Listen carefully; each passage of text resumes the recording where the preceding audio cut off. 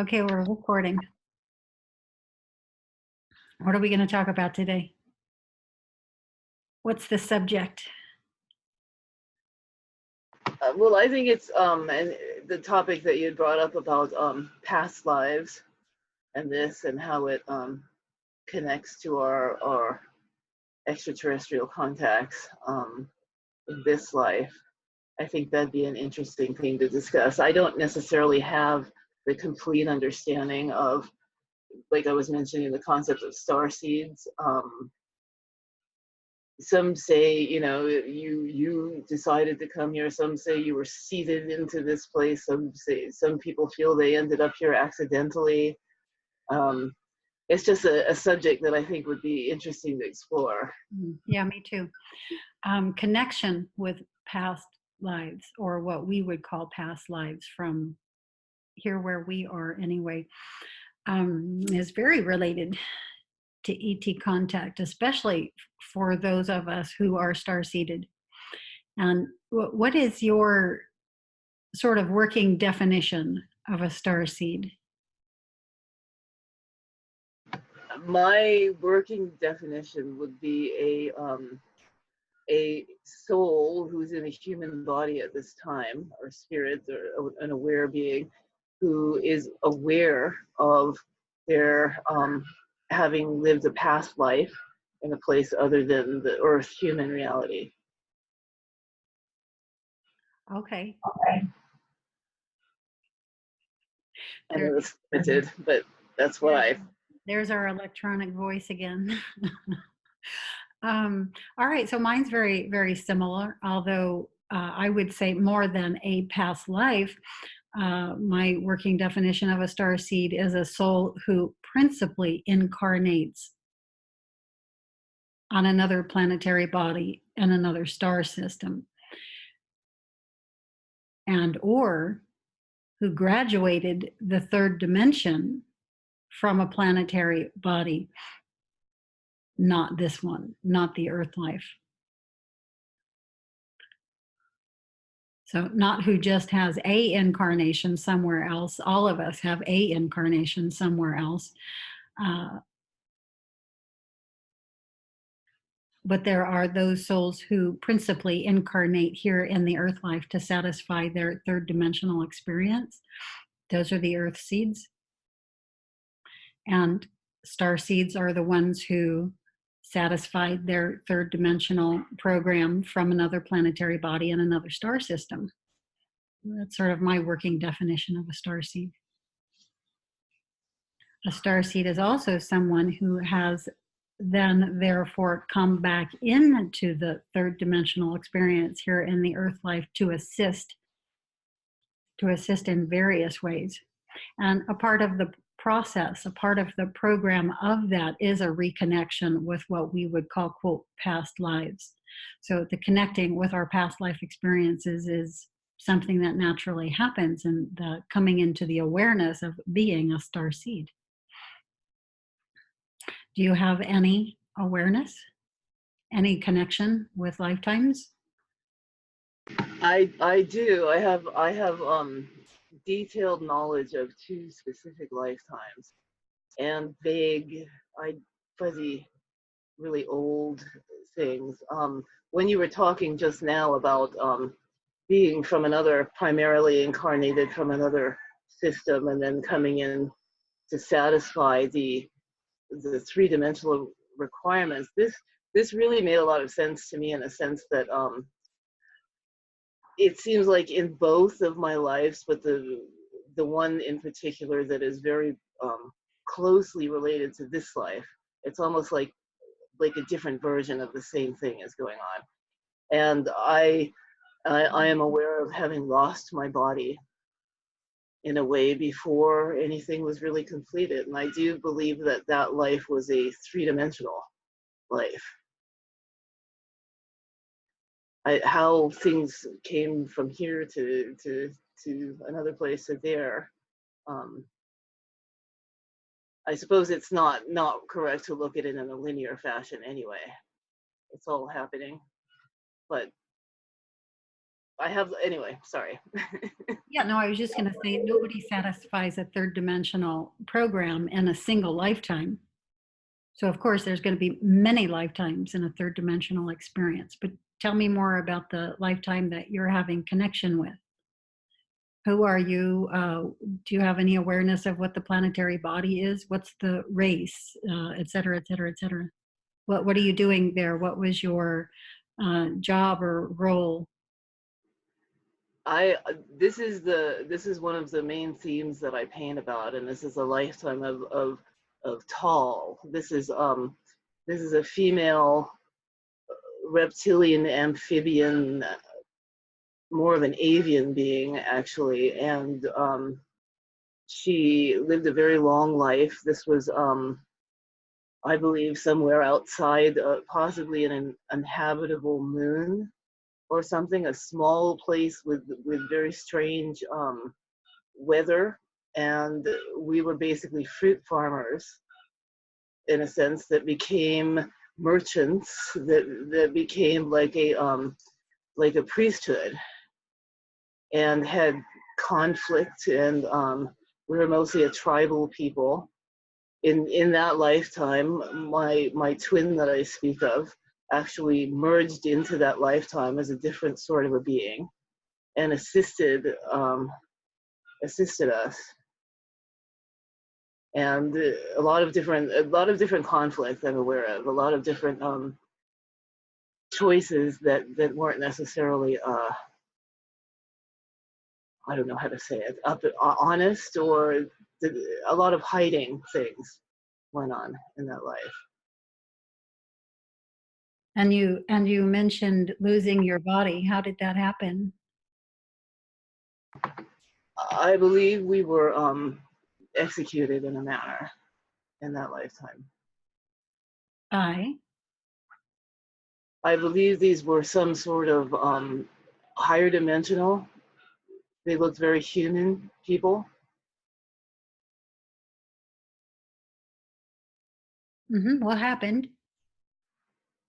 There was a conflict about technology. What was the conflict? It had to do with the rights to bring water to our planet during the dry season. To bring water to your planet from off planet, or to bring water to the people? To bring water to our people so that we could continue growing this fruit that was all-consumingly important for some reason. Was the water being brought from other areas of the planet to other areas of the planet, or was it being brought from off planet to? This is the whole thing about what I understand was Ra''s technology was able to replicate water with a device Okay. from whatever was in the elements somehow. And Ra is a member of the society on the planet? More like an immigrant, outsider, and slightly different dimensional being. He would have come in almost like a god being into our existence, although he became family with everyone. So he replicated water on the planet for the planet. And Yes. the higher dimensionals who came, show me the connection. This device they didn't want this to be allowed. There was some kind of conflict about this, and this was basically um, I believe there was some sort of accusation of this being stolen. Hmm. Okay. And so they did what? They destroyed the planet? They killed all the people? What did they do? They executed us, Just and you. just us, Okay. and everything continued how it used to be, from what I understand, and Okay. still does, I believe. I believe this place is there, and that I've been able to connect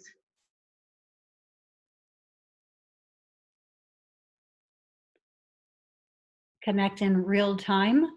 No, in like out of body, in that manner.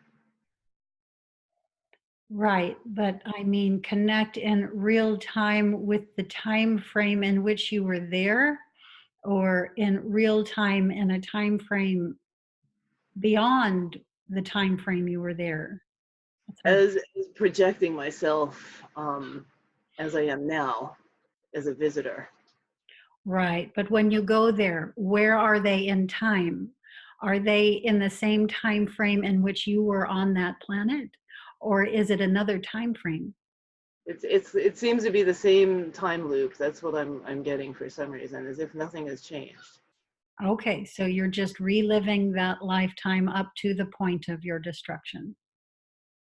Yes. Are you able to visit in their timeline at their present now to see what has happened without the technology, without the water? Is the fruit farm still there, for instance? I believe it is. It's what I understand about it. The water was a seasonal thing. It would flood and then it would be completely gone. Mhm. I don't really more than that is it was really something. It was absolutely like pivotal to this lifetime. Well, in a very similar thing happening here on our planet now with water.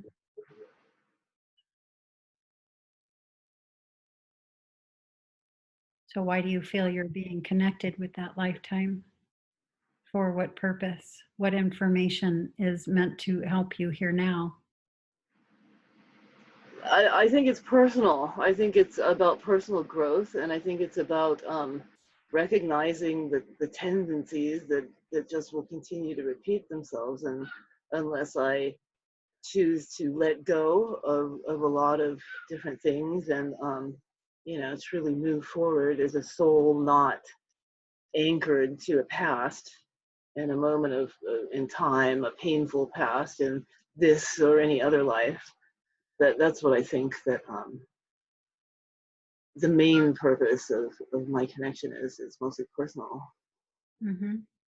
So what's the personal information that you receive aside from dealing with anger? That I've received from visiting or astral projecting The to inf- home. you've made a connection with an additional lifetime. Usually this happens for a reason because the connection, the crossover of um, circumstance of life lessons in that lifetime highly apply to the current one. So, what are those life lessons that are so applicable to the current life here in the earth life? Are you able to sort of cherry pick some Yeah. points of crossover? Mhm. Well, the extreme tendency towards secrecy. This is one thing that I could say that I've learned that I've taken away from that. Another thing that it's not really a good thing and it doesn't really work out. Um, Say another more. Say more about that before you move on to anything further. I've always had a tendency towards secrecy or needing to feel like there's something about me ever since childhood, as far as I can remember, that I need to hide, I need to protect, I can't let anyone know about, and it's something that I've just actually taken with me, to this point in my life, which is um, it's a tendency that's always there. I like to create things in secret. I like to do things without people around. I like to have ideas that nobody knows about. I don't know that I like it so much as it's just become a coping skill, and I recognize that as being something from connected to that life in particular. Hmm. So you knew the secrecy was important to keep for a period of time here. How did that apply to what happened there? You weren't keeping the technology a secret and therefore you all died. And so now you, for instance, feel that you need to keep these things a secret. How does that fit together? It's more of just of a tendency to want to keep things in general. So it's a personality tendency that I can say I came into this world with, probably. Right. But how did what happened in that other life give you this tendency here now? What happened there that caused you to feel the need for the secrecy here? I'm trying to put the two together. Oh, okay. The whole thing, as I understand, with the water technology was forbidden. Basically, we weren't supposed to. We knew that we weren't supposed to use this openly. And you did? Yes. You did. Okay. And so now you're okay. Now I'm with you. Thank you. And then what else? What else from that lifetime is being addressed here in this one now also? There's a connection with who I believe was the mother being of my life in that lifetime that's been very healing. And the mother being is? I don't have a name or get a name from her, but I can see her very clearly. And I had many sisters in that life, and the, there's just a love of being like a big bird that wraps around you, and everyone is nestling under this big bird wings. And it's hard to explain, but it feels something emotionally in my life, as maybe as a person that has experienced extreme rejection from my own mother in this life, and has had these, these are all psychological issues, but there seem to be, things that repeat or carry forward. Mm-hmm. So you had connection with this mother being. Can you give us any visual concepts other than the wings? She looks kind of like a big, well, either she's a humanoid being with a tail, her arms are, she doesn't really have wings, more of a lizard, an aquatic lizard, and tall, and kind of duck looking, almost kind of goofy looking, the way they walk. Big, large duck aquatic lizard people. That's the best. I have many paintings I've done of these people. And while you look for one there, she was a mother being to your race, your planetary race, or she was a mother being to your small group? To my particular small family circle group. Okay. And you have connection with her now also here in this lifetime. I have been able to achieve this connection. It's not as easy or anything as like my connection with Ra is, but it's yeah, I have achieved this. It's there and you feel it's important. So, and it plays an important role here in this lifetime because it helps me to know that she's still there, and she said something about feeling that we were heroes, we weren't failures, and that was very, very healing. okay, did you want to look for a likeness for her?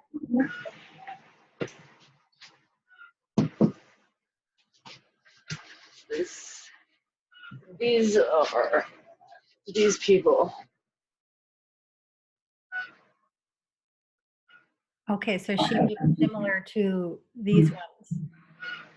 Yeah. Now these ones look very similar to Ra. In this life, yes. Okay, so she's of the same race as Ra'ah and the same race as you there on that planet at that time. I don't believe that she's the same race as Ra is currently at this time. There's a difference. I believe Ra is in a hybrid, almost like a more humanoid looking body. I want to say a gray reptilian hybrid is the form that always comes to me. Yes, but I'm referring to the lifetime that we're discussing. The lifetime in which you were connected with her on the other planet. Yes, Ra I was was in. there, the mother being was there, Ra was there, and you as Tal were there. And you were all the same race. Ra was different race at that time. Okay, okay. All right, I think I've got it. I know. Do you feel that that was a planetary body in which you satisfied your third dimensional curriculum? I don't feel I completed anything really. Well, I just mean on that planetary body. In the same way that earth seeds come to the earth life, life after life after life, to complete their third dimensional experience, was that the planetary body in which you graduated the third dimension? Or This is was it the another planetary planetary body. body? Say it again.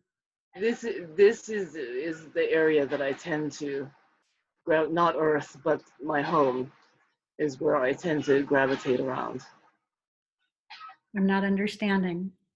Is it that planetary body in which you were tall that you Yes, graduated from? Because when you say this one, people may think you mean the earth life, this one. that one. That one. That one. Okay. Have you a vibrational sound that you associate a name that for that planet? The name that came to me that it's an approximation for the people of that planet, or my people, was Legworthian. Legworthian. Spell it. Leg LWGRTHN. No vowels. Okay, yeah, interesting.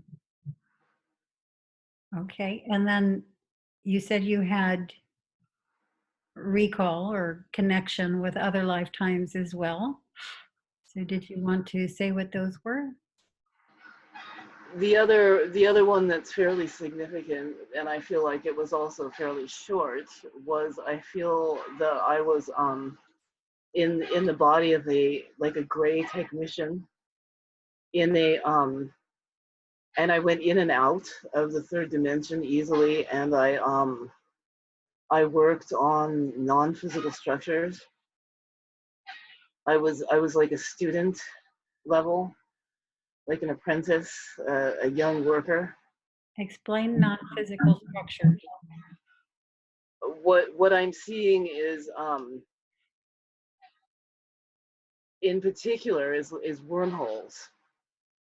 In particular, working on transit areas that were used for transit, such as wormholes and these sorts of.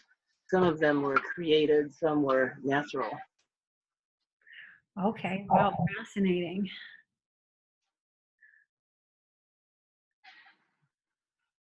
Anything more on that? How strong is this link with this lifetime? How often are you connecting with the information? I feel like I am connected with the people, that they still acknowledge me as my people, and are related to whales, I believe, and I have this connection with whales through these. It's a very certain type of gray people, and I believe they're Orion based. The connection is was my first contact before Ra was these people came to me. Okay, and they came to you as a group? Yes, as a group. As a group consciousness. That may explain the connection with them and the whales. So what did they bring you when they connected? Was it just a greeting, just a hello? Was it information? Was it guidance? It was, well, it began with, this very intense greeting that the first time I'd ever had a telepathic experience, and I believe I described that in detail, of feeling like something was coming around my head and hearing a voice telling me, welcome home, star child. And from that point on, I felt, and I was getting instruction on how to calm myself. There were various different symbols that I was given, and when I looked at these symbols, I was able to center my mind and my awareness through looking at these symbols. You remember And the year they came to you? I'm sorry, Do you remember the year they came to you? this would have been in 2012. Yeah, that's when everything really began, in 2011, 2012. Okay, so this was part of your awakening process. During what would you call this, the acceleration phase of the process? Yes, it was very, very, very intense. And that was about the point in when I stopped dreaming and all these different things really just took off. And yeah. Interesting. It's, So you stopped dreaming when they made contact. prior to that, I had this recurrent dream about whales. And it was over and over and over. And it was just really something. And I had an experience well, it wasn't, I wouldn't say really it was an experience, but it was on my birthday, and I saw a whale, and I was on my birthday, and then at the same time I was riding motorcycle with a friend, and this friend had saw something that they saw like a silver disc or something they swear they saw in the sky at the same time. And that's, one What of was those things that all falls in place. Tell us about the recurring dream. The whale, it was always a whales. I'm swimming in the water, and these whales are, and I'm absolutely fascinated with them, and I'm terrified with them at the same time. Another 2 years, I believe, not to skip ahead, but it's on the same trail. Years ahead, on my birthday also, had learned that I was able to remote view and have these different visual experiences, and a whale came to me in the vision, and I knew that it was these people, my people, and they were asking me if I wanted to join with the mind and with the whale, not with the whale, but this being was like this great mind being. There was a lot, they talked to me a lot about a historical figure in their culture that's very important. This figure is like the collective being that's everybody connected and moving forward at the same time. Mm-hmm. And that also, anyway, the whale vision, and of course I said yes, and this was all like on my birthday also. So, yeah. So let's recap, because we're just sort of going off a little bit here. Just tying this all into the concept of connection with past lives, specifically of starseed connection with past lives, so extraterrestrial past lives. You connected with two races of beings who are very associated with your current lifetime, and some very interesting things patterned as a result, one of which was when the gray beings connected with you, you stopped having any dream recall at all, right? And yet were given the gift of telepathy and telepathic communication, and your third eye opening, your awareness center opening, and being able to remote view. So how is this, I'm trying to make a connection here, because usually dream recall would explode, not go away. And so what do you think the connection is? Do you think that the level of information that would come through would be too much for the current construct, your current body form to handle? Do you think it's being reconstructed or reconfigured in order to hold that information and that, one day it will come back online to you? Or what? What's your view of why this has happened? I think that it's both of those things. I think that at the time when, right leading up to this point, I was having vivid, lucid dreams regularly, and then it was like everything just stopped suddenly. And we had talked about it this in the beginning when with the OBE things, how I believe it was really an absolute overload in the beginning that was coming through. And I used to go in the shower sometimes and laugh and cry and try to process all of this. And that's when I absolutely, like, I have to write or I have to paint, and the painting just took up again. I had put it aside for years, but I had to, like, it was too much energy. It was like I had to have some way to have it outflowing. And I think the dreaming, and I've been addressing this, and it's releasing. I'm getting more and more awareness back in that area as I bring it there. I think it was more of a side effect, almost like a kind of a knockout, accidental side effect kind of a thing. It has been quite a few years now. It's been 7 years now. So how are things beginning to come back online with awareness of your additional field states, or what other people would call dreams? As I have purpose to bring my awareness to it and to be open to it again, it's opening again. And there's no reason. I carried with me actually for a while the idea that, well, before I had this and now I have this, so maybe if I have that again, then I'll lose this. And I was a little bit afraid, and I mentioned that in the beginning of the OBE sessions, that I was afraid to tamper with anything because I was so happy with the connection that I had, that if I open too many doors, is everything going to flood out? Or but not necessarily. I think it's like so many other things. It's when we have to decide that we want to engage our awareness into it in order to Yes, and it's not a it. tampering. It's a readiness and an opening of the awareness, but that's not a tampering. So how are you addressing your fears? For instance, if I open this gateway, will everything just wash away? Am I going to get something taken away from me? How are you addressing your fears? How much of the dream time is coming back to you? I'm finding that as what is able to come back to me, even though it seems to be very slow, it is coming back, and I am still able to check in and engage with everything that is. I'm assured is always going to be there as long as I engage with it.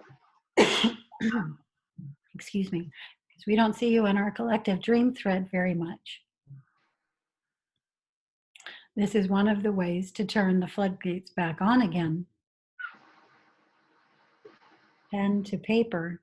As you know, when you go to paint, the information comes out in a free flow with the very action of you going to paint. So if we don't put pen to paper, or in our case, digital keys to computer screen, to write the information, then it simply gets lost. The way to open the floodgates is to do that, to go there every day and document, regardless of what it is you're documenting. And it's one thing to document it for yourself. It's another thing to document it for the rest of everyone else who is here, meaning publicly in open forums where other people can not only participate, but get back into the flow themselves, to see the inspiration, to get them going in on it themselves. so far, I don't see that anybody's willing to go and post on the board, even if it's the date and no recall. No one's doing it. It's just me and Maha Ed. Everybody else is gone. James. it's My defence, I'm journaling with it. It is in my journal, but there's some I'm not sharing yet. I'm not posting those ones up. I'll do the last one. I just hadn't had time yet, but no, I've been journaling, but some I'm just not sharing in the boards. So my recall's there. There's always a way to share without sharing precise details. You can just write the concepts. So, regardless of what it is you write or how it is you share or how much of what you recalled is shared, share something, write something every day. That's how you turn it back on. When you make it be every day, every day, every day, you're not getting the gaps in between anymore. That goes away. And although there'll be periods of time when you're bringing through more information than at others, the information stream is always there. The opening for the information stream to come through is always there. And that's what leads to growing more awareness, more lucidity in the experiences, and the experiencing themselves evolving. So it's not just about dream and dream recall, it's about increasing dream lucidity, dream awareness. Getting there in those fields in real time, first person, you know. So when you're writing them down, you're actually still there. You can actually really easily just shift back into that field and be there. They don't close down. There's not as much space between you and them anymore. It's bringing you to 0 point, which is, you know, the basic concept of a lot of my dreaming right now.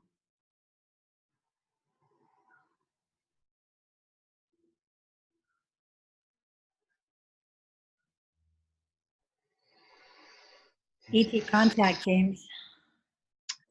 What's going on there with you? I'm not lacking experience. I've had plenty. I was back in using the hemisync and different meditation practices taking place.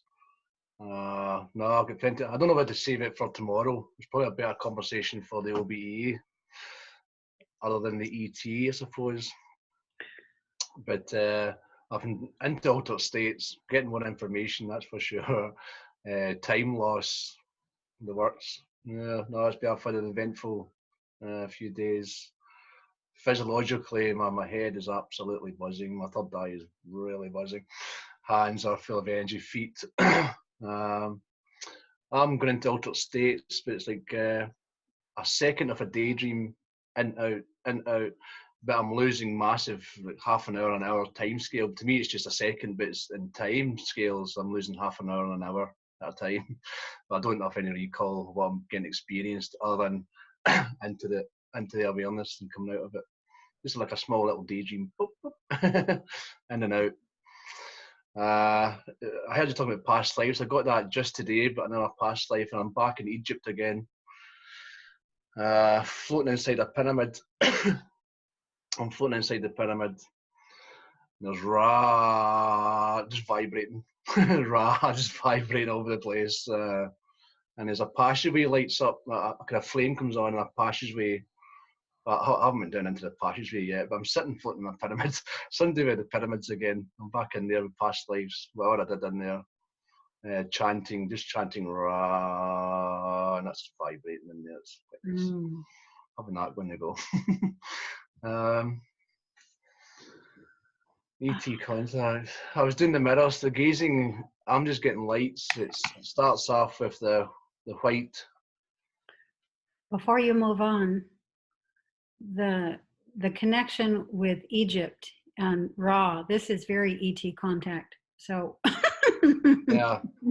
Uh, Before you go on, let's dive into that a bit more. What do you feel your connect? And I have a very strong connection, as you know, with Egypt and the Egyptian time frame, as well as the Atlantean one. And so these are lifetimes that have had a very strong connecting link with me here in this lifetime, and very much influencing it. Uh, so, what do you feel your connection is with the Egyptian? I can only describe it as highly spiritual. It's deep inside. It's a very deep connection. Just a part of it. Just so much of a part. Do you remember the ETs that lived on the planet at that time? Not got to that stage. Just a connection with that very, very deeply. I'm actually buzzing just think about it. Very deeply connected in there. I don't get any specifics or specific being other than. Let's go into specific data, James. Don't get in your own way. I'm going to ask you a question and just say the very first thing that comes to mind. Okay. And you can just describe the feeling and start talking about the feeling, and that feeling gives you a lot of information. So Ra and I are finding this in our channeling practices, that you just start talking and the information comes. It's just how it works. It's like when you go to start writing, you just go to start writing, and all of this information starts to come back to you. You're like, oh yeah, I didn't even, remember that as I first started writing, but it just starts coming. And the same thing when you're speaking. So what are the conceptual connections you have with the Egyptian time frame? What are the symbols that come to you? Pyramid, sun, etc., etc. What are the strong symbols that are connecting with you? I've watched your videos. I did watch your talks, and I watched what you said about what you were doing, because I have been watching, following you. And I did the practice of into my feelings and feeling it. But it's mostly I'm just buzzing, just constantly buzzing. I'm vibrating, really vibrating. Mm-hmm. And when you feel the vibration, where does it feel you are? I haven't got the words. It's so hard to describe. Are you in a room? Are you outside? Are you in a cave? Are you in a chamber? Where are you? It's just void. It's just black. It's voidness. It's just I sit and vibrate. Okay. I don't have it. There's no structures. It's just I'm just there vibrating. So the space is dark. So the space is dark. You're not outside. The space is dark.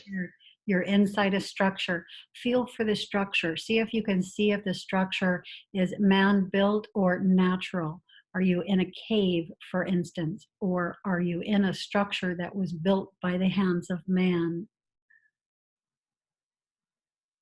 No, there's no boundaries on it. There's nothing bounding it. There's no structures there That you're perceiving yet. So just go into the vibration of the sound and see if you can feel it in a particular place in your body any more than anywhere else. Just scan. Just feel the vibration for a moment. Go and close your eyes, James. Feel the vibration. Feel the vibration. And as you're feeling the vibration, scan your body. Is there somewhere in your form that begins to be highlighted? Yeah. Mm-hmm. The center of your head. And so as you go into the center of your head, as you go into the heart space,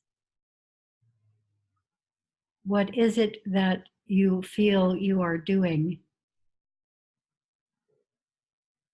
in this life?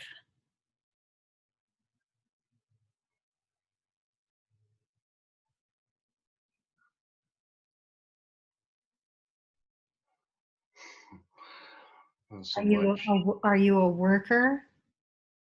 It's healing. It's energy. It's I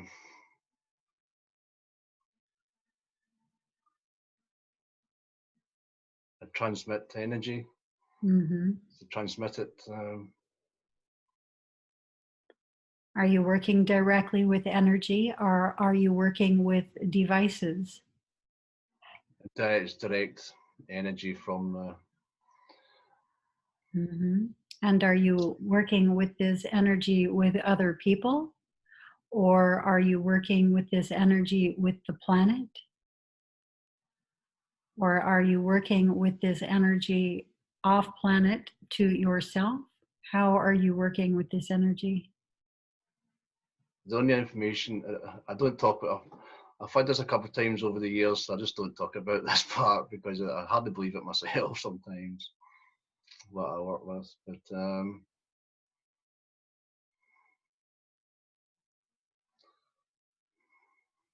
this my group, whoever it is, they change DNA. Mm-hmm. They're probably one of the best at it. They're changing genomes. That's taking place from that group. Are you a scientist?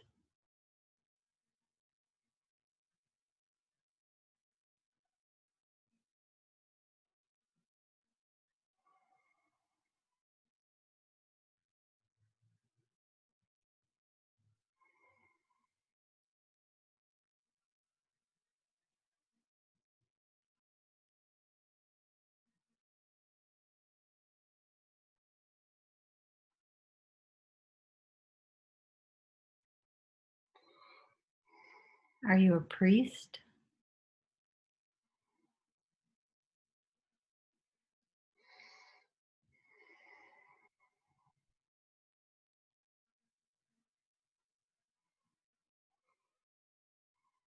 Angelic,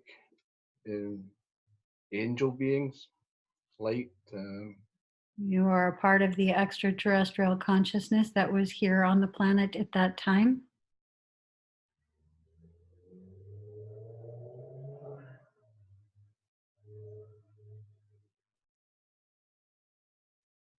Always, never left. Always here. Mm-hmm.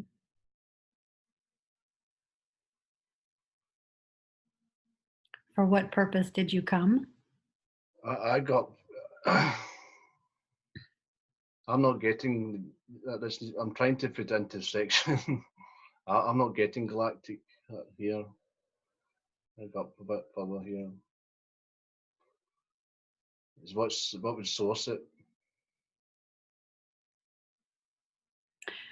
Do you have a body on the planet?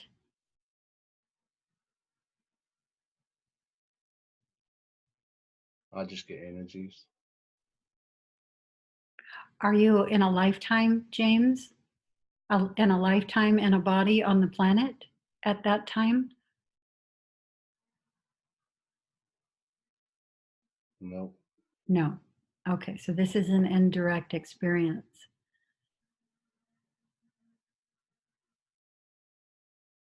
I was very definitely here in a lifetime in a body through that era. I can only go as far back as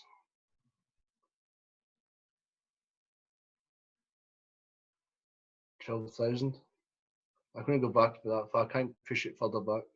I don't go back to. I can't go back to like Atlantis. I can't. I don't go that far back.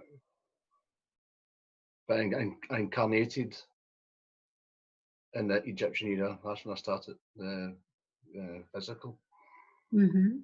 But before that, energy.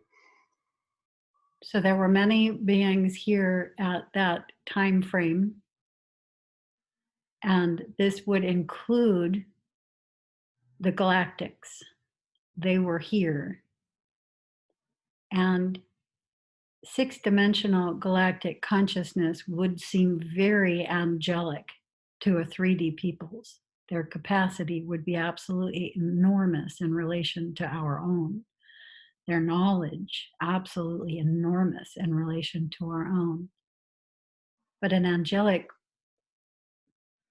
although they could incarnate directly here in the planet and body, this is, I don't feel, very common. You would have to stop at a higher dimensional space and body, and then from there split consciousness. There's something going on also with my shark. This is Susan posted it up in your page, Facebook, about the chakra, but it's got interlocking sections around my heart chakra. That's my chakra. It's my chakra. She's only seen it. Very rare to see this. I'm not from here. It's just, as described it, we can't pin that information down, but it's not normal. It's not normal. You're in the right group. None of us. Yeah, this is it's not typical for be here. I wouldn't typically have it here. It's just, I don't know. I haven't got all the information. I'm still trying to bust up into it, but that's where it goes. It's up into that. I can describe it in the angel ways. I don't know. I just want to clip your wings for a second, because I think that, or I'm feeling that based on what you're saying and the energy that you're putting out, that you're disinclined to relay the information for feeling other people will think it's special. It's not. It's common of all star seeds. We've come back from a higher dimension. We're graduates of the 3rd grade. And some of us are coming back from high 6D. And that's an extremely graduate, the systems that comprise us are going to be very different from an earth seed who has not yet graduated a 3rd dimensional curriculum. Our whole templates are very different. And this is not special. This is just what it is. You're right, Oda. The reason I don't say it is because the overtones could be misunderstood very quickly, so I just don't say anything. I just keep it to myself. They won't be here. And when you yourself in your own energy are with the understanding that with growth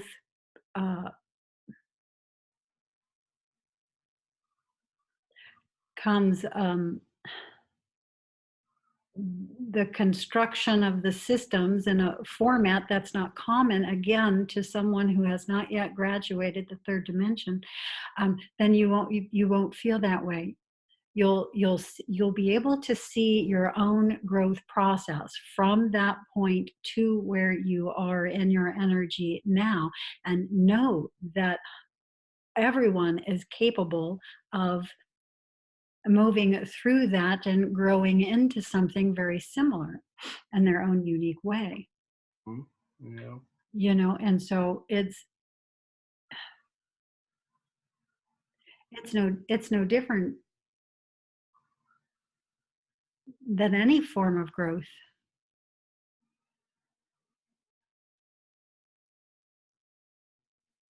No, I'm fine. I just don't want to be misunderstood if I say that.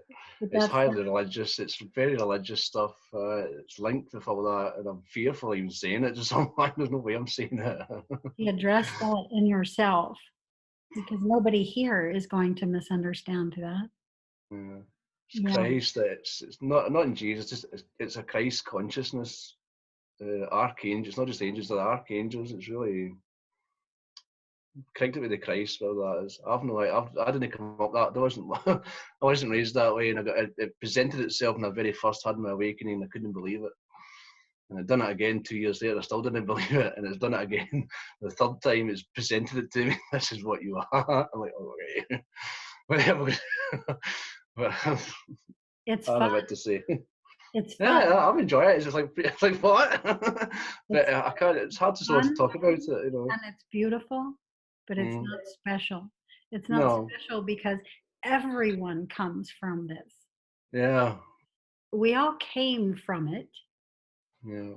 But it's the growing back into it from a 3rd dimensional awareness that creates the creation and the ongoing, unending creation, you know. And so we, as a 3-dimensional consciousness, remembering with all of this it's extraordinary, but it's not special, because we all inevitably get to this. I laugh a lot because it's so ironic, because I was against religion all my life. Oh, I hated it, and to discover that's who I was. makes me laugh all the time. I think it's so ironic that was the case. But no, it's not special. It was the same with Ted. We spoke with Ted. Ted with some similar links. It's just that I'm surrounded with very religious people, and if I have to say that, that would be just go wrong. So I've got to kind of I don't just say. Yeah, I think You if know, people understood who the angels are, yeah, basically what their template yeah. is not the white fluffy thing that we generally paint here on the planet. Very No. No. if they were to visually see, they would feel it's demonic. And yeah, No. um, No. it just, yeah. The burst with personality, a lot of personality. Mine is very funny. Wicked sense of humour, to be honest. But dark. Got to be careful with it. It's a son of a bitch. But it's a lovely thing, but it's got a dark twist to it at times. When it tries to help someone, and it will destroy you, it just destroys people, then flips them right up. At the very end, when that person is totally, it turns it around and you're uplifted, very uplifted. It has an interesting take on how to help some people. Even when I was going through my experiences, this is how I learned. This is how it taught me. I always thought it was some kind of joker. I always called it jazz and named it Jester because it was so bad. But it would terrorise the hell out of me to show me the fears and then taught me how to combat it. It's a great thing, really, but you could misunderstand it. I wouldn't recommend it as a guide. I wouldn't recommend it, but it's really good as it does what it does. Yeah, it's a beautiful thing, but unorthodox, I think, mostly. Let's tie this into ET contact and your connection with the Egyptian era. I don't have any other information other than connected in with the pyramids and resonance with Ra. I have studied the Ra material through the first book, so I'm aware the Confederation thing with Ra, but I don't have my own personal experience to say this is my connection there. Other than that's just got a connection there. That's it. Pyramids, Ra, and what that is there is all I've got so far until I take my experiences further. But I'm getting the experiences, just I'm not bringing anything back. I'm just losing time. But that's where I'm heading. That's where it's going to go for me in that kind of section. But I have no idea what it is.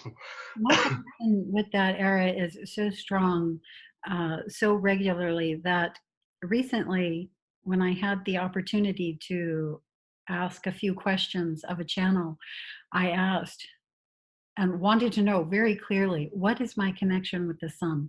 Because there's something connecting with this lifetime very strongly that's very decidedly connected with the sun.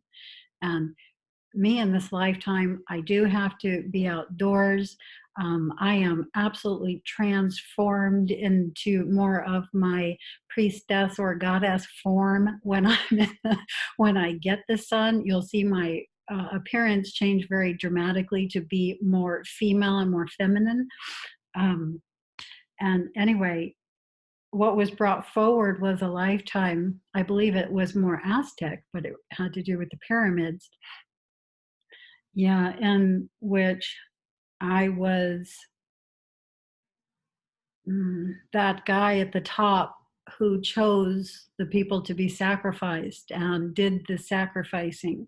And it was relayed to me, the information of this lifetime and how the lifetime completed, which was the important part of that, because that is the part of the transformation of consciousness that we were at that time that is now completing that awareness here in this lifetime as me, as Casey. And yeah, I'll let you guys hear that. I'm putting together all of the channeled information that have come from questions I have asked. My go-to is Rob Gauthier, who is known as the ET Whisperer. Yeah, Yeah, very strong connection with him. I came across him. When I came across him, I was mind blown. His level of connection and depth of connection, and the ability to open the information streams in a very natural, free-flowing way is just extraordinary. There are others on the planet who are doing some similar things that I'm aware of, but his skill level is so off the charts that, yeah, I was immediately drawn. And he's such a humble, unique guy who just wants everybody to, have information. He doesn't close anyone off. And his partner, Kalina Angel, they're just so perfect together. They just recently had a child together. So yeah, they've brought another ET consciousness to the planet, the cutest little girl ever. But anyway, all of this is coming from him, and he channels Treb Arytne, who is a reptilian, a very friendly reptilian who I have connected with personally. So as soon as I was getting to the point where I was brave enough to start asking questions, Treb connected with me and took me into an extraordinary out-of-body experience, and has been connecting with me ever since. He comes through the crystal. And he channels Aradif now, who is Treb's higher self. And so all of this information is coming from that same source. This information is in there. It's an extraordinary story.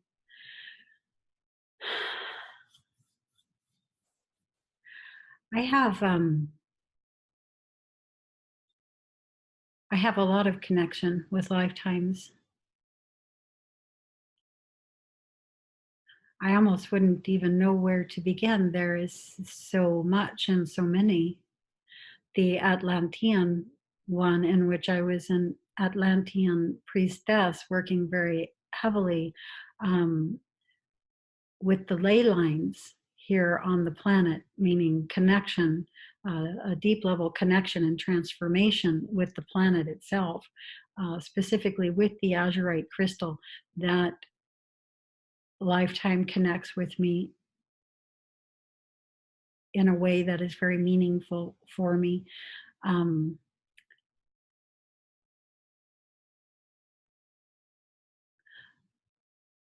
Almost endless indigenous shamanic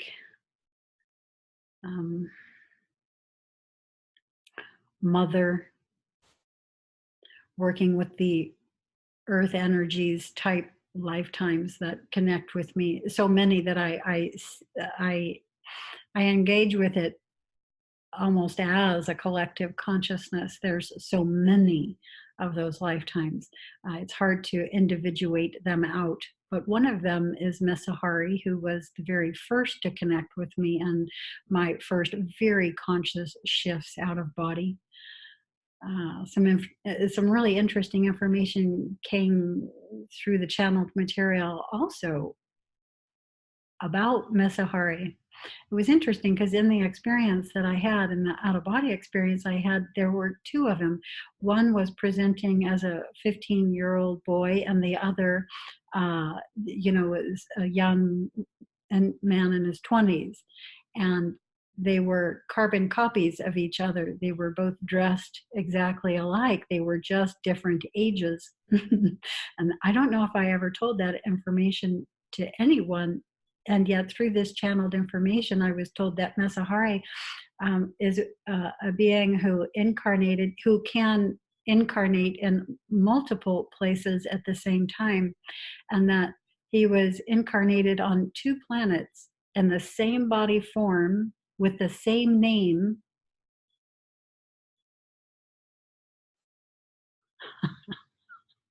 And that they were attempting to connect with others here on the planet, and There were others who were able to connect with him, but Treb says I was the only one who was able to conjointly connect with both of them at the same time. Yeah, they showed up. They showed up as two people of different ages in that experience. Extraordinary. Let's see if I can bring through one that is definitely more ET-ish. Just a moment. Let's see if anything wants to come in. Yeah, Kron. I feel most of those who connect with me in the out-of-body state are additional lifetimes, I'm living. And so Kron is a lupine being, a wolf man who comes, and we journey out of body together and have extraordinary adventures together. It's not that I know a lot about him, but I can see him very clearly. And in my experiences, he appears very similar to Wolverine on the X-Men, so very similar. He's not like fully covered from head to toe. He's almost in fur, although he has much more fur on his body than a man would. He's almost as equally as man as he is a wolf. So yeah, his face is not covered in fur. He has hair sort of more like we would, and these long sideburns down the side of his head, face and neck. Yeah, he connects with me a lot. And then Sabatonite. I love some of these names. Sabatonite is a fully white, head to toe, ET looking being. Hangs out in local space. I've talked about him before. Very connected with alterations that need to be made sort of on a dime in my human template. So he's in local space for that purpose.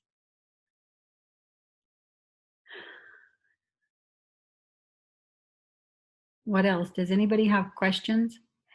So I can just go forever pulling things out of the center of my head, but if you have no questions, then nothing of interest is really going to pop up. Where do we want to go with this? I was actually going to share a name I got about a contact related to me. It's a very strange name, and I did try to write it. I tried to pronounce it. Sibia Beshrod is why I got it. It doesn't make any sense to me. It's not an Earth name. Spell it. Cebia space Bechrode. Sebia or Sebia. Mm-hmm. If you recognise that kind of name, that's something I've got sitting there. And it came through in relation to who or what? What were the connection around me? I was doing spiritual work. It was a spirit or something. It was still spirits to me at that point. I hadn't been to the ET side, but that's what a spirit that was with me at that point. Sebia. Didn't make any sense as I spelled it out. I was clear. You were sitting in meditation, doing spiritual work, and the name came through? I was working with my connections, Ouija boards and pendulums at that point. I get good communications out of that stage, and asking what was around me, and it spelled a name out for me, what was connected with me at that point. Okay, so you were feeling the presence of an energy and asking the energy its name and receiving the name through the use of the pendulum and the Ouija board. And I used the Ouija board to spell out its name as it spelled it out for me. Mm-hmm. I don't do that practice anymore. That's something I was doing. That was about 2 years ago. That but I kind of moved on. You get that this was an extraterrestrial consciousness or disembodied? I have no idea. So all you went to bring through was the name, and then you stopped at that? You didn't inquire further? Unclear what I was going, what I was interacting with at that point. It went between good and bad. Unfinished business of some kind with it. I seem to have done something in my past, not this life, some other life involved with this being. It's not happy, something like that. I haven't followed on through it. I kind of left it at that point. So it's an attachment, not an I extraterrestrial. haven't a clue. That's why I just gave you the name. If you recognise that kind of name, Mm-hmm. I've no idea. So let's go back into ET contact. Where are we going with our talk today? And relative to connection with additional lifetimes, star seeding. Well, Ra's got me interested. Where does that go? I'm flying down there, that's no question. So it'd be good to see where that leads, what kind of contact that would be, because I've no information really about it. Other than Ra, a confederation of beings. That's all I really know. Mm-hmm. Do you have questions? Well, what the When you hear the word starseed, James, do you know what we're talking about? Do you have a question about this? I just get Orion. I don't get a particular star, just Orion. Mm-hmm. I'm connected with that constellation. I'm not sure if that's the Ra connection with that constellation. I don't have any really factual. Do you have a working definition or understanding of the concept starseed, or do you want to ask a question about that? Starseed. I just get that there's those from other galaxies, constellations who are incarnated in. But that's all I know about the starseeds. They're incarnated here from these other constellations. But I don't recognise constellations. I don't recognise it. I don't understand starseeds that well. How can you be a starseed? You know? So do you want to ask a question? Well, is there? I'm so confused because I don't recognise the universe in these ways. Are you asking what is a starseed? Yeah, but what's a starseed? Do people think they're coming from this, what appears to be a universe? Is that what they're saying? Beings from other parts of this particular universe? Or are they talking about dimensional, totally different dimensions coming in here? Is that sort of thing? That would be the same thing, James. Same. So the planetary life, where you're on a planet that you can't get off of, your experience is solely on that planet with other planetary consciousnesses. That is dimension 1, 2, 3. Right.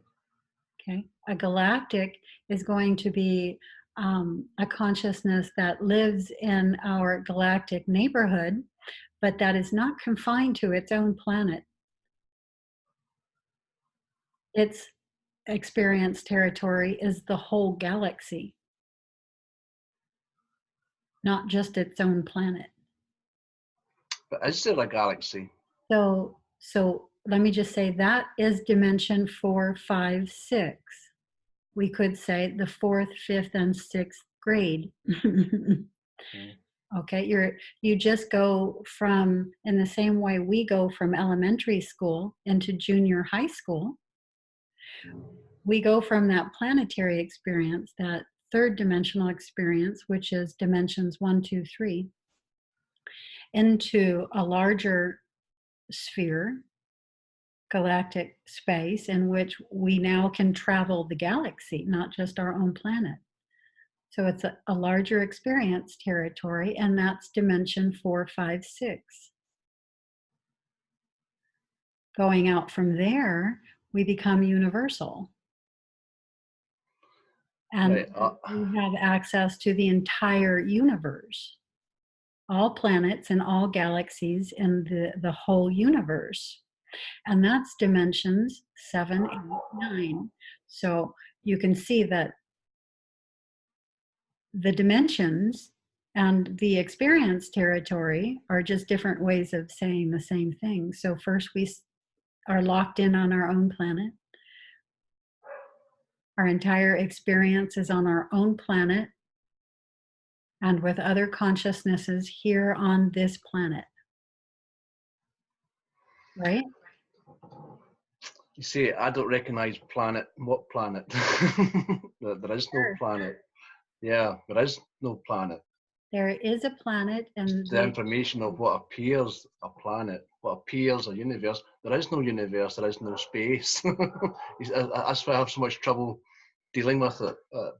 I don't recognize it. I you appreciate it as do, an experience. you do when you look at the earth, because what you're saying is along the same line as you don't recognize your own hand from the wool. And of course you do. So you can't let spiritual insight and information get in the way of the experience of something that you're having. There's no such thing as physicality, but the experience of physicality that we're having is very real to us. I have this hand here and I can touch it with my other hand, and I can't poke my hand or my finger through my hand. That's an experience that I'm having. It may be an illusion, but it's a very persistent and real illusion. Yes? Yeah. Look at right here. I can even show you how persistently real it is. And so it's the experience of being on a planet. And you know that you can't get off of this planet and go visit Mars and Venus and the Orion star system. Well, not in this way. That's what altering your consciousness is. And you will be walking on Mars if you wanted to. When you can do that, that Yeah. graduation is called the graduation into 456D, into the galaxy. Yes, and when you get to the point where you can go beyond our own galaxy into other galaxies, there's many galaxies in our universe, many. What I'm thinking, is there a universe? Is there a universe, really? Is it? Does it even exist as a universe beyond what we can observe?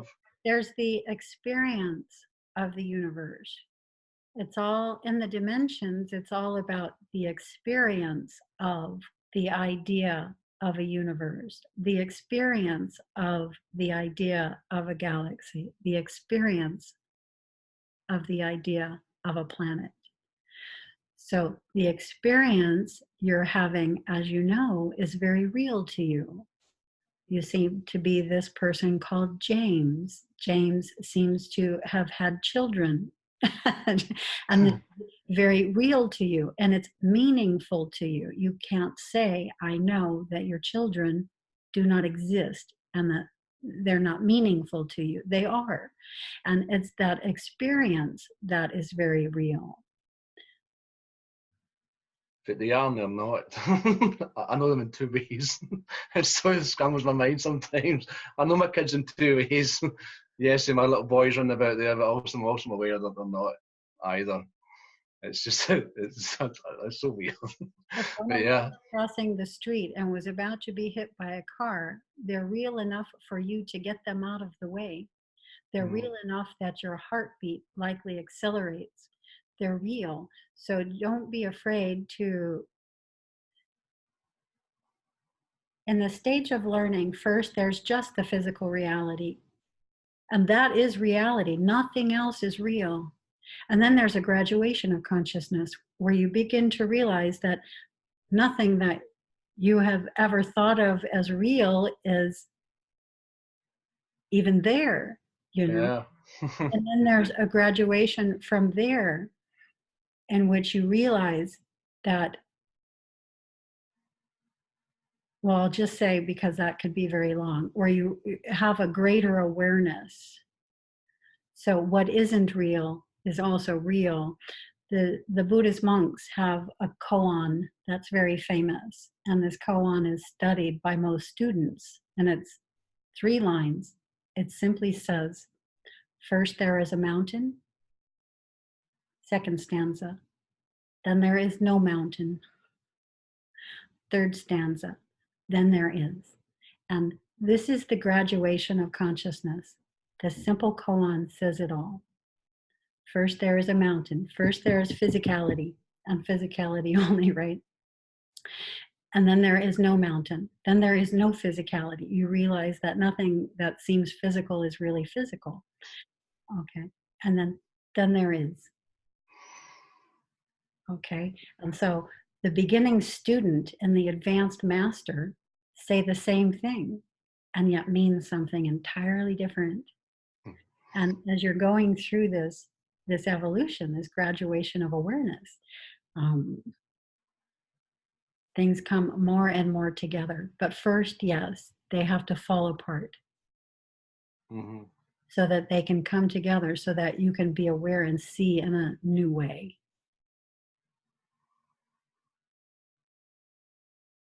So there is no physicality, but there is the experience of physicality, which is very real.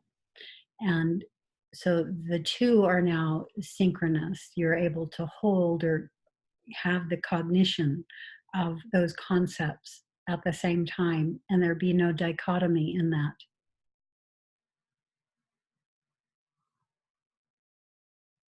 So it'll happen. You'll graduate from, you're at the level of the advanced student, and when you graduate from that level into mastery, you'll be able to hold the concepts of there being nothing and everything simultaneously, and there being absolutely no question in that whatsoever, because you'll be experiencing it. And that's one of the things that the out-of-body experience does for us. That's a part of the awareness and information that comes back through to us. And ET contact is simply one type or form of, out-of-body experience. It's an additional awareness state. What bugs me is spacecraft. Why would a dimensional traveling piece of consciousness need a spacecraft for? Why would you have a spaceship? So you go to a spaceship. Because it's fun. Oh my God. Fun of it. That's what I wanted to know. Why did you got a spaceship for? Just to show you a spaceship, right? Okay. Yeah, no, it's fun. It's fun. Yeah, okay. And you graduate because when you're graduating 3D and you're going out into the next harmonic, when you're going from planetary to galactic, you're also learning to create with consciousness, and the level of the creation, advances, it grows. At first you're constructing these craft made out of materials, but gradually more and more the materials you're using are more consciousness based than material based. And you can see the evolution or the growth in awareness and consciousness of who that being is, who all beings are, what everyone and everything is. And you start being able to construct with those materials, but you have to start where you are. And that's just one of the ways to do it. And then there's the linking of your consciousness with the consciousness of the craft. These are extraordinary experiences. Yeah, not to be missed. Very much a part of galactic consciousness. In the same way, in our planetary consciousness, we're creating with materials and materials solely. First we start, when we first start painting, we're painting like a kindergartner, but as we keep painting and the skill evolves, the level of what we're able, or the depth of what we're able to bring through begins to show itself more and more and more. So you have to start somewhere.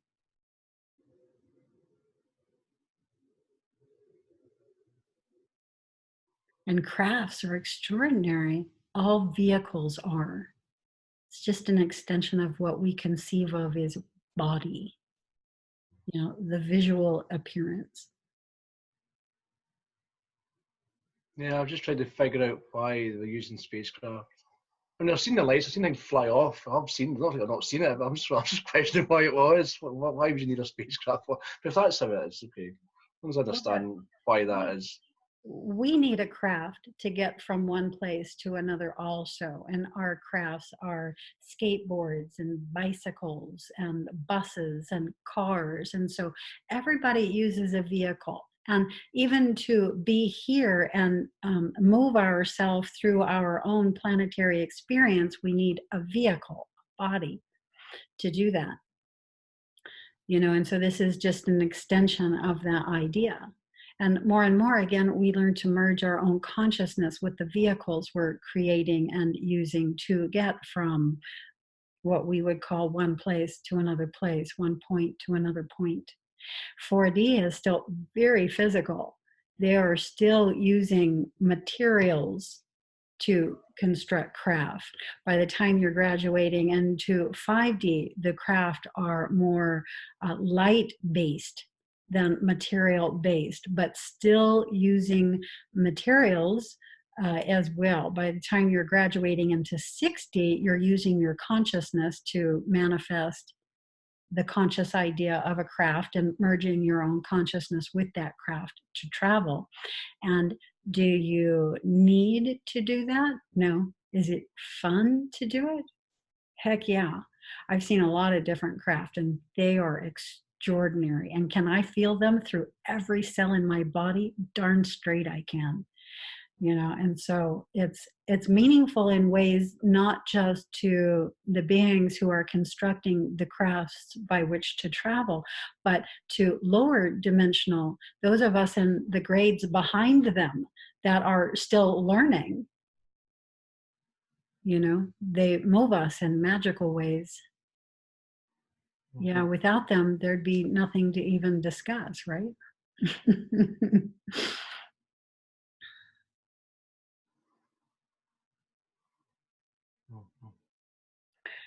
Most times when a higher dimensional being is constructing something, it's not for its own purpose. It's for ours. Again, those on the lesser grades, because we need to, quote, see something to know something is there. And so we're given something to, quote, see. But it's not that they actually need them to travel. No, that's where I keep getting stuck on it, because I'd just be there. There's no space. I don't need a craft. Well, you look at the concepts. Yeah. So you just look at the concepts. You look at the shape, the colors, the hues. You look at the concepts that are there. Yeah, they're giving you information about the level of consciousness of that being. Okay. Mm-hmm. Things are fun to play with, James. Don't ever lose sight of that. That's fun. I just wanted to know why it was. You like your rune stones. Why do you like your rune stones? Because you still need that concept to know that something's happening. You need something to interact with to know that something's happening. And that happens for the fourth, fifth, and sixth grade are not the highest grades in the world, as we know. These are very low grades still. So it's not like somebody in these grades is, as far out in consciousness as they can go. No, they've got a long, long way to go still yet also. But a third, fourth, and fifth, first, second, and third grader will look at the fourth, fifth, and sixth graders and think, oh, they're the cat's meow. I'm going to get there one day too. They all are. But those grades are all very close together, and they're not very high grades, right? We're not into high school and well away from university. Yeah, it's the primary school, yeah, or kindergarten school. Yeah. But these are the manifest realms. Yeah. The visual realms. So you play with the visual toys. Because if I found myself in a craft, I wouldn't take it seriously. I'd be questioning it. Well, what was going on? I'd question it straight away. As I found myself there, why that was. I'd just dismantle it, But if it's just for fun, if that's just how they do it, I'll play along, I suppose. I don't know. In the same way you do here. You don't dismantle your house, even though the visual field is simply that. You still don't dismantle your shelter. You don't dismantle your family. You have the experience. And yes, I would recommend having those experiences also. You don't dismantle them, you move through them, you grow and graduate through them. Like you can't skip the middle part, James. Sure you can. When I was in the middle, when I was in the middle part, I asked the same question. You just want to go straight up, don't you? I asked the same question.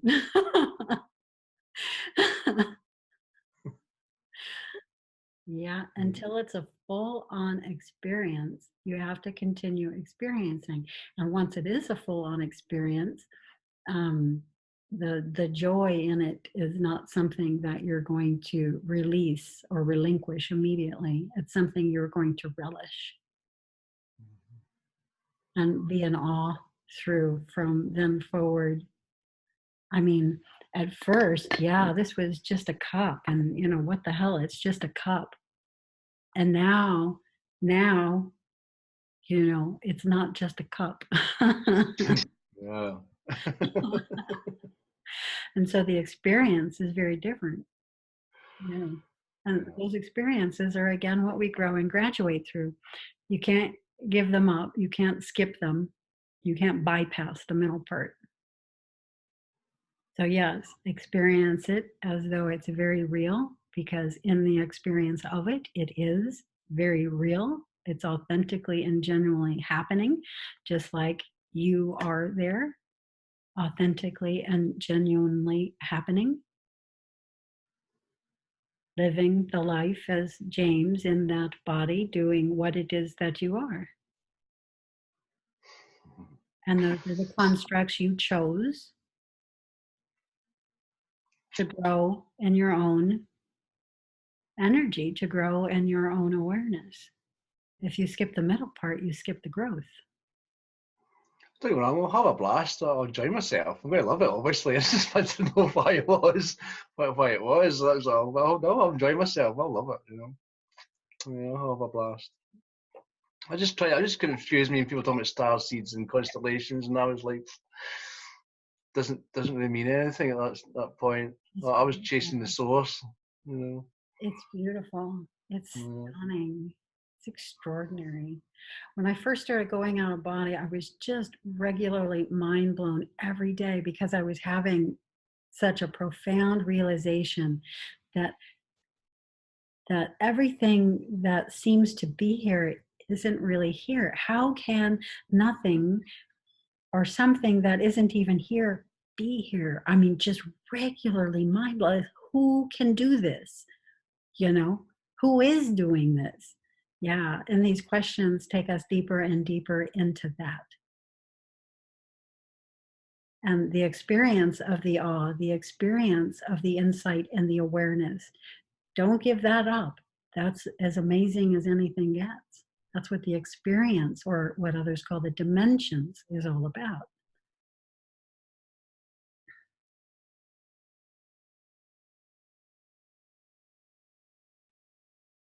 So be a third dimensional consciousness and grow it, graduate it out into the next level. That's how consciousness grows.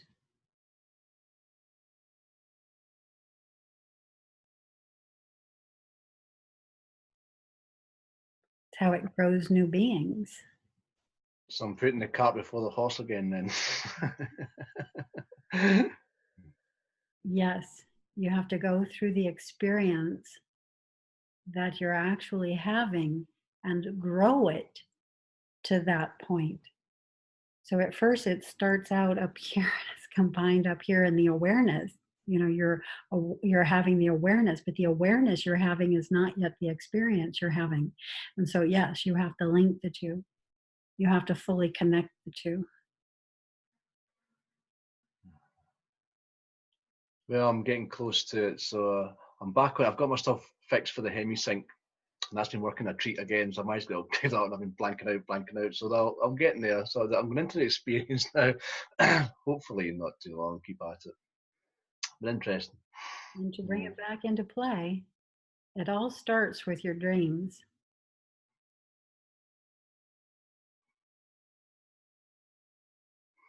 And What's bringing with, your data into this field. why does it spin me? Why do I find myself in a black place? That's the second time I've had that in a dream, in a lucid dream, or whatever you want to call it. In a void, and it just starts spinning me in a circle. Oh boy, he's spinning. That's twice has done it to me. Just spinning in black, just spinning around in blackness, just kind of just whole body spinning. Just, Yeah, or aware of the spinning. I get that too. Yeah, it's quite cool. It's funny what it was doing. What's it trying to do to me at this point? What's your answer to that? I've no idea. What's trying to? No, don't tell yourself you have no idea. Tell What to make of it? Tell yourself, you say, I know exactly what this is. That's how you bring through the knowing. Maybe it's just giving me the experience of this formlessness, but yet still feeling rotate, still feeling motion, but just formless, black formlessness, but So you still have sensations of spinning or something. I don't know. You've just answered very well. And so think of a hummingbird's wings. They're moving so fast, they've become invisible. Yeah. So yes, that would very definitely be one reason. Yeah. Moving you into a different density level. Yeah, it's good. It's an interesting sensation. Yeah. It's cool. Yeah. You can't quite hold on to beta when that's happening, can you? No, I'm gone at that point. And now you're starting to see why. Everything is moving, everything is vibrating. And the shapes at which the frequencies at which the vibration occurs creates the shapes. And so you'll notice that you feel like you're in a funnel, or how I often feel the caduceus, or that you often feel that you're spinning. The shapes and the rotations, I'm rotated regularly, as I'm shifting consciously out of body. The rotations are extraordinary. I did something interesting yesterday about these tones, and I found myself looking up the resonance experiment. You've got that plate and you've got the sand, and the farther the tone through, and it creates all the patterns. And what I found, when you actually hear the tone, and my ears are really going for it in my mind, and the actual sound. And when you go up over the 2000, and the tone that came through resonated with the same tone in my ear, it's exactly the same pitch. So it lets me understand that these tones that I'm getting is trying to give me a pattern. So I'm trying to go into the tone to see what this pattern is it's trying to give to me, that sort of thing. That's where I kind of went yesterday, and where I'm going to follow that tone through. But instead of one ear now, it's coming into the centre. It just sits dead centre now. So there was just one that's centre after I did that tone. But yeah, that's where I'm kind of going. It's so whatever that pattern is, that must be, I don't know, I don't know, a dimension of reality it's trying to take me to. So if I tune into that tone, I should pick up that information. I should be wherever it is it's trying to pull me to. Is what I've figured out. I think. Yeah, you'll be in a new field. Yeah. Get the size of it now. Yeah, in a new body, in a new world, all of that. Yeah. So I listened to what you said about going to your feelings and then tune into that tone and just let that tone take you. So that's what I've been just started working on it yesterday. So I had to do that, just see where it went. So that's what I'm working on now. I'll do that when I'm doing my practice, my meditation and the hemisync. I'll get back into it and just see where that goes. I'll try and connect up. I'm excited. Yeah, I'll see where that goes. Good. Well, I'm glad you popped in and told us where you are in your practices. Yeah, I was busy with the kids and stuff today. I was late. Back in tomorrow. I had about a week off. I turned into myself all week. Always report when you're doing that. Yeah, because others of us will begin to get concerned. All right, okay. Yeah, I'll do that. I sometimes do. I just sometimes withdraw and just do my thing, then come back out a few weeks later. Yeah, I'm trying to change that. Just not used to it. That's all. Being part of a group is different than being by ourselves, isn't it? We're so used to being on our own by Screen. ourselves, but functioning in a group, James. So we're a group consciousness now. And of course, when an element of ourselves goes away, there's a I'll work on it. of diminishment. Yeah. I don't mean it. I don't mean anything by it. Just sometimes I just could have just shut it. I wouldn't say anything. Just sit there. But I generally come back with a full report. So, but I'm not. I'll keep coming every week. Make sure I say something. Good. Stay accountable. Yeah. Yeah. Okay. Okay. Have we said everything? Do we feel complete? Rob, what do you feel about what James has shared?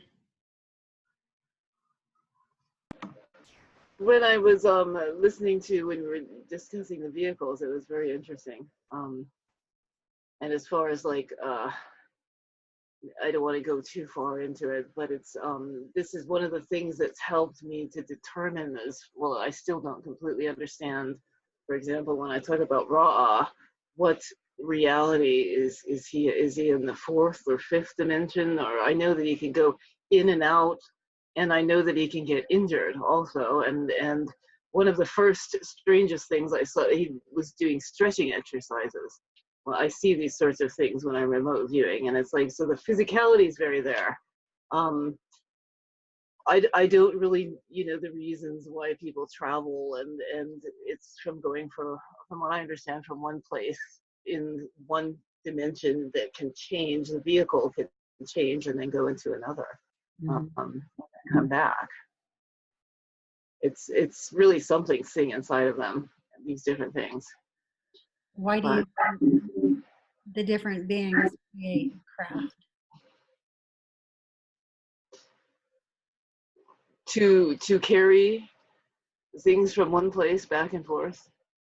Some things have to be, if they are these different three-dimensional objects, they have to be, there's things that I can't even explain. There's something that I saw one time that seemed to be something that was basically shrinking all these different objects into this flat thing, and then this is how it's carried in this small flat disc thing that has all these three-dimensional objects compressed inside somehow. It's there's so many things like that that I really don't understand. So it's interesting to hear about the different higher dimensions, and how the beings interact from one to the next.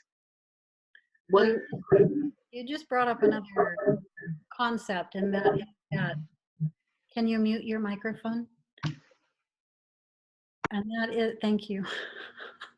And that is that each of the dimensions has a rule set that we're working in and within. Like in our third dimensional Earth life experience, we have a rule set. It says that we don't levitate up in the air here. It says we don't walk through walls here. It says these things do not happen here. Each of the dimensions has a rule set that they're working with, an expanse or spectrum of awareness. And that spectrum of awareness can be applied to the material objects, what is created, what is built, within that sphere of awareness, within that rule set. And so a fourth dimensional craft, is constructed within a certain rule set that says nothing beyond the rule set can be used to construct this craft.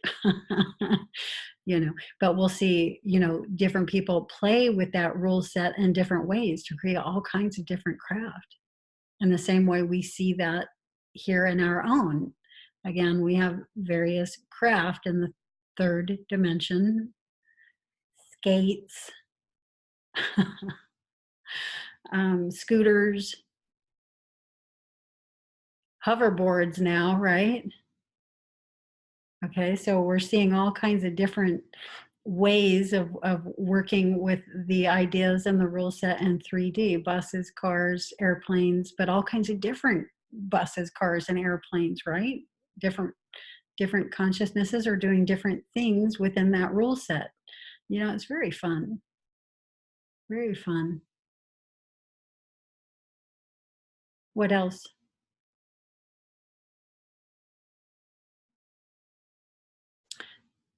You feel you are star. Let's end here. You feel you are star-seated, Ra, correct? Yes, I do. James, star-seated here? No, I don't see. You I don't feel feel starseed. I don't feel it. I don't feel so you that feel from. that your consciousness incarnates here on the Earth planet predominantly. I And don't understand. I don't understand yet. I don't understand yet the starseed properly, I suppose. a star seed, in my own working definition, is a consciousness that graduated its third grade program in another star system on another planetary body, principally. So, someone who, for instance, regularly, repeatedly incarnated on the planet Deneb and ultimately graduated from the planet Deneb, would be a starseed, that consciousness that has graduated into a higher dimension from another planetary body is now incarnated here on our planet to assist. I don't get a planet. I just get an energy. I can't put it into a planetary system that I come from. Mm-hmm. I don't get. I just get. I'm just an energy piece, and I just came here. I'm here, but I'm not. I don't come from a. Either you're an earth seed or a star seed. Those are the two types of consciousnesses that are here. An earth seed would be a consciousness who repeatedly incarnates on the earth life. Well, I'll just say a nurse seed because I can't pinpoint. I don't feel that. I'll just say that then. I Okay. don't feel. Yeah, I see earth seed. I don't see. I don't feel star seed for me. I don't feel it. Yeah, So, you haven't gone into galactic space yet. You yeah. have not had out of body experience in which you were in another body on another planet. So that part hasn't come to you yet. Yeah. You will if you want to break into that sphere, let me know. I'm asking. I'm like, come on. I'm ready to go, but it's just If you yeah. really want to, then we need to begin working together, and we can do that on the board. We can do that in the Facebook group, although that is not the ideal place, and here. That's what has me most curious because that's the part I don't get. I get all the big stuff, but I don't get that part. I keep asking for it, but it's this part that I get a blank. Mm-hmm. Even I asked you for the crystal reading, nothing. It doesn't even come through that. Well, that's usually because a person is not ready to see and is not that connected with, the galactic sphere. Right. Okay. Yeah. So that can, but your request is still, I delete all my emails as I go through them. I keep, maybe 12 that are important and maybe have unfinished business, and yours is still right there at the top. So we will get there. If you're really interested in going there, we need to begin working on it then. I do ask for that because like you say, it's probably the most closest part to me. I don't get it. I get this. I get me here, and I get above it. If I don't get this, I just see it's a middle part. Galactic is my understanding It of was my physical part. it was Part of my galactic part, and I've got this upper part. That's what I see. I get the upper part, but I don't get the galactic that part. So it'd be good to experience all of myself. It's what I will call the scariest. It's the part that most people aren't willing or ready to see. To think of themselves as universal, as consciousness itself, the angelic realms. There's a lot of concepts that are out there in the universal and cosmic territory. Those are very far away from home. Home being here in the earth life and our current central nervous system. and constrained awareness. So that's very far away from that. And it's easy, and we'll generally conceive of it as being idyllic. And so that's very easy to come into our awareness sphere here. But the galactic sphere, this is very close to home. And this is other, quote, physical, let's say, manifest beings on planets that are running circuitry that is very different to our own and can be very scary. I often related this to, waking up in your room in the middle of the night, in which you're the only one in the house and it's dark, and all of a sudden there's an alligator there with you. It causes the central nervous system to shock. It can hurt you. It's a consciousness that's very different than yours. It exists in a format in which you don't know how to communicate with. All of this is very scary, and so you have to be willing to go through that central nervous system shock and that discovery of how, to connect with beings that are not necessarily so like yourself. I'd be disappointed if it was. No, I'm good. No.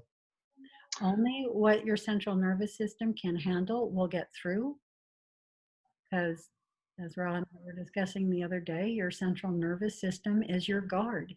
It's your back body guard. It will not let anything in that would compromise your system. Yeah.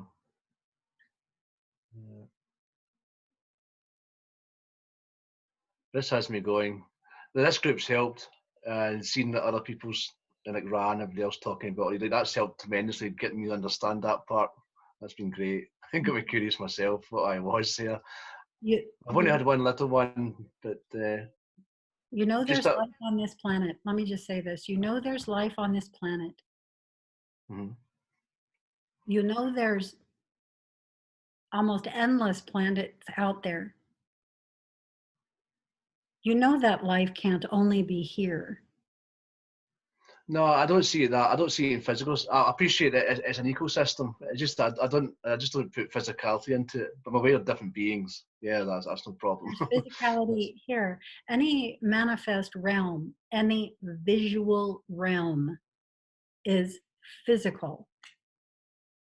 Yeah, when you're experiencing it, physical. Yes.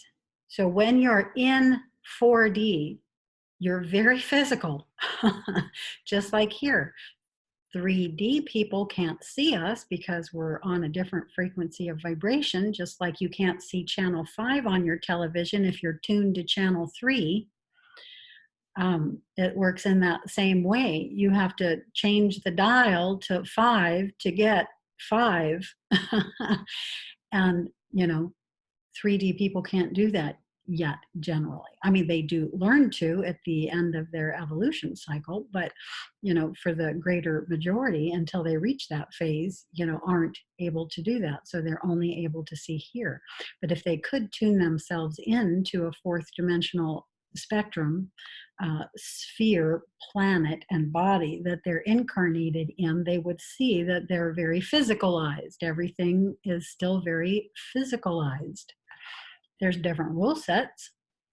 Different things happen there that don't happen here because there's a larger awareness functioning. So with a larger awareness comes a larger experience field. Same thing with 5D, 6D, and on. So all of them are still very physical. 4, 5, and 6D is still very physical, although in 6D, you're working more into light and consciousness. It's still a visual field. These are beings that will present or can still present in form and in any form.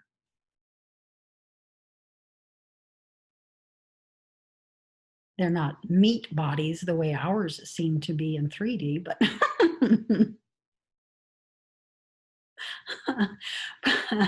But you'll still see outline, form, and color, which is basically what our visual field is: outline, form, and color. I can see the outline of you there. You know, the different shapes that form your nose and your lips and your teeth and your eyes, etc. That you're wearing a black jacket and a brown shirt and have brown hair, etc. And you'll see them in a similar fashion too. Not because they have to present a form, but because they can. And when dealing with, you know, a 3, 4, or 5D, you know, consciousness will, so that they have something to interact with, you know, in a way that is real for them, meaningful for them, in a way that gives them information in a way that's pleasing to them. This may be a very stupid question. Is my galactic self completely aware of me like this? Is it? It's Yeah. completely aware of me. Like, it knows me. I As mean, I don't know, it's stupid. So it's got aware, even though I don't have awareness of my galactic part, it has awareness of me. Yeah. Mhm. In the same way that you have awareness of your hand. Okay. Yeah, it is you in that That's light, me. in I that. was just trying to work out where, you know, yeah, I was trying to figure out these different parts of us not aware of each other. So like, I'm not aware of it. I was asking, is it aware of me? It's just it's confusing because there's so many different parts, but I'm not aware of each other. I was just asking if it's actually aware. Yes, Obviously, yeah. yes. So it knows me well then. Your galactic part is your higher self. uh, Yeah. When the soul, in my own way of conceptualizing this, when the soul incarnates, it doesn't incarnate in the third dimension alone. If it did, it would never find its way out, because the difference between a third dimensional consciousness and what the soul is so great. That divide is so wide that there would be no way for the third dimensional consciousness to reconnect, to find its way back. So what it does is it splits into a higher and lower self, into a galactic consciousness that, you know, traverses the galaxy, and a planetary experience in which that part of that consciousness can't get off of that planet. And so on its way home, the third dimensional consciousness reconnects with the galactic consciousness. And to get, it's like the yin and the yang. Those are our galactic counterpart is the other half of ourself. And when we reconnect with it, and you can think of this in terms of the yin and the yang, or the sun and the moon, however, you know, whatever concepts work with your way of seeing things, then that experience in its totality is the experience of soul in a manifest experience, which is extraordinary. it's just it's my understanding that's off. That's what confuses me so much. It's my understanding that's off.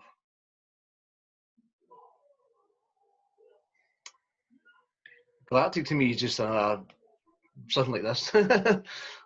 It's my structures off. I can't form it. I need to experience it. I can't make sense of it. Yeah, it's something you have to experience, but let's take it into something that you have experienced so that you can begin to glean what this is.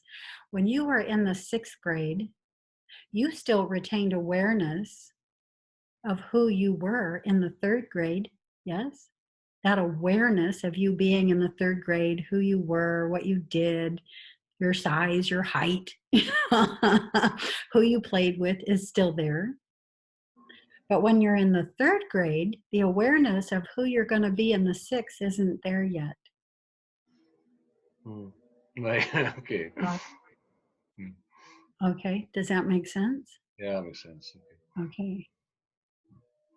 So the 6th grade you is still very aware of who the 3rd grade you is and was.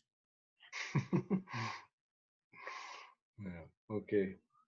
Yeah, I'll chase after that one then. Let's get that one done, so I can make sense of the damn thing. All right. And the degree to which you want to connect with galactic space, with your galactic counterpart, with your higher self, with your other half, will Well, it'd be good to know. It'd be good to know. that will dictate how immediately it begins to come to you. So let's talk about it on the board. Let's talk about it here. Let's start devising practices that help get us into being able to hold that awareness, without the central nervous system going down, without psychosis kicking in, because it can be a challenging thing. So is this a particular technique for that particular experience, or is a particular way to do it? If you can bring, the example of being in the 6th and 3rd grade, if you can bring that into your awareness to the point where you're actually experiencing yourself in the 6th grade with the awareness of certain things perhaps that were happening in the 3rd, yes, that is something that can help bring in the larger sphere of that, meaning your galactic counterpart, into your planetary level awareness. Okay. Yeah, work on that then. That's good. That would be a very easy way to work on it. No, it freaks me out the most. A little bit of information I did get is that I'm predominantly female. I'm a female mostly. And I was like, oh no, that was so weird. That's the weirdest part. Yeah. And nothing else, that's just weird. Well, let's talk about this for a minute, because very often our galactic counterparts are represented in the opposite format as the format that we're at ground level. So that's very common, because isn't that easier for you to want to connect with? It's just so weird. It's so weird, like that. I'm a man, but I'm actually I'm not really. I'm mostly female. That's weird. It's weird. Yeah, interesting. So yes, your galactic counterpart is female. So that is some awareness that my galactic counterpart is male. My whole template is predominantly male. So beyond that, also, it's a 80% to 20% female, 80% male to 20% female is my template energy. Yeah.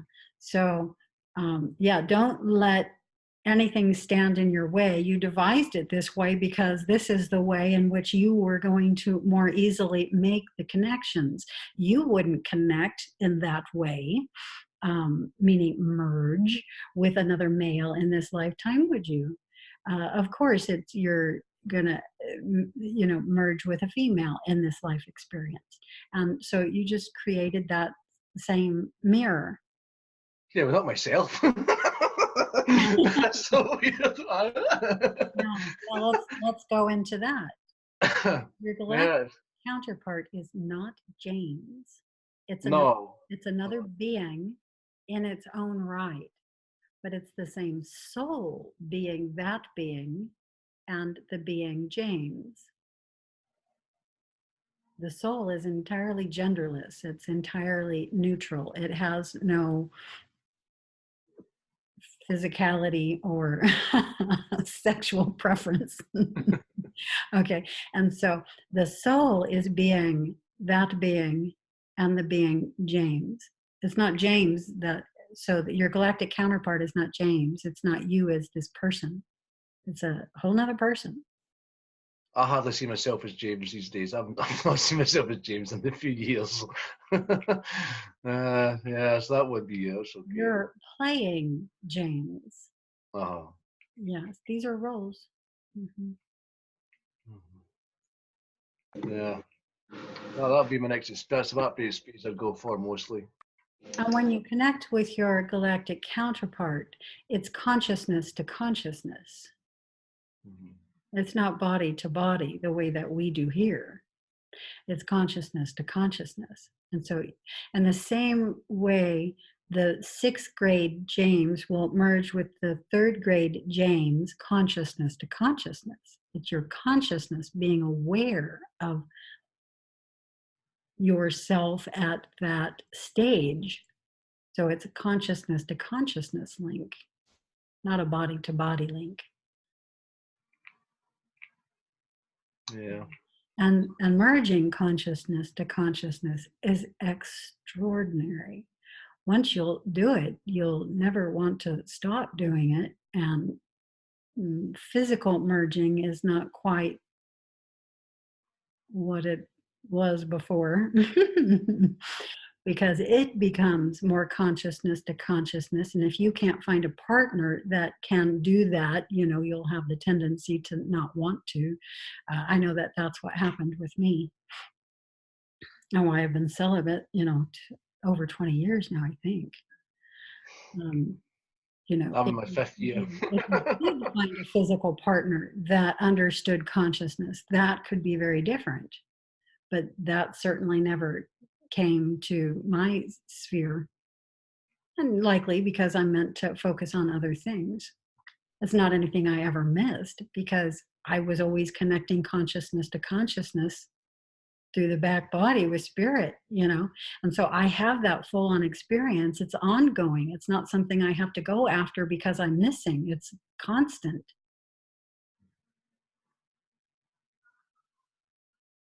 That is how I experience myself, just like that. That moment of orgasm? Oh, yeah, I'm trying to remember. That is how I experience myself. Yeah. It's very vibrational. And it's feelable. This larger consciousness that is connecting with my consciousness is an ongoing thing now and has been since 2009. It was before also substantially in place, but it wasn't as ongoing as it is now.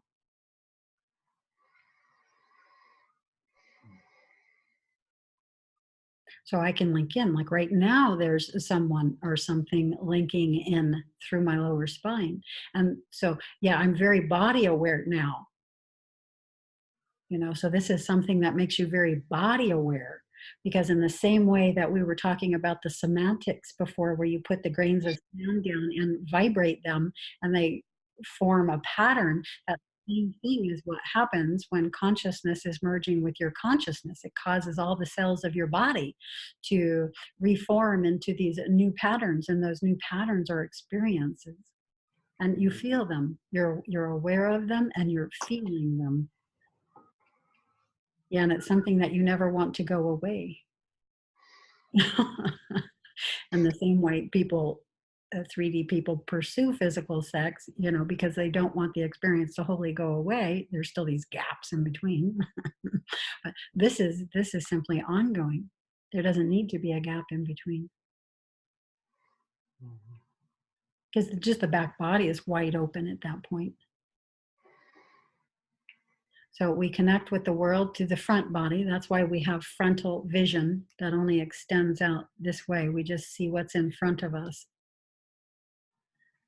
And we don't see what's behind us. So this is the unknown. This is spirit. Spirit connects with the physical through the back body. So you have to learn how to open the back body.